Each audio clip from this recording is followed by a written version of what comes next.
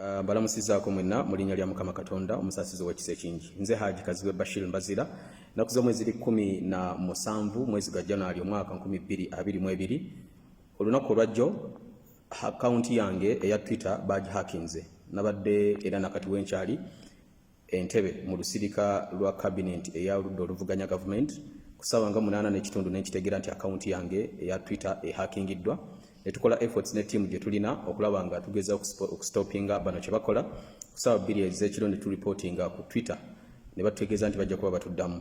Kiyinza okuba nga ekyo si kyekikulu ennyo okuhakinga, naye ekisinga okubeera ekikulu era ekyennyamiza bye biboozi bye bikyamu bwe bulimba kwe kusiga obukyayi yenge effubitizi ebikyagenda maaso n'okulabika nti nno bisaasanyizibwa abantu akabondo k'abantu ketonaba kubanga tutegeera nga basinzira ku Twitter account.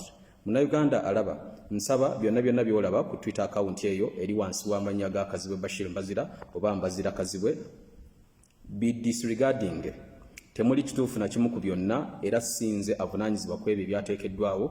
Bwe twogerera maze okukwatagana ne ttiimu tugenda kubanga tutegeeza ekitongole ekivunaanyizibwa ku by'empuliziganya n'ebikutu emirala gyonna okulaba nga tunoonyereza abayinza okuba nga bahakinze akawunti yange eno. Byonna ebisaasanyizibwa ku mukutu guno gwa Twitter si byange, sibimanyi, mbiraba bulabi nga naye bw'obiraba.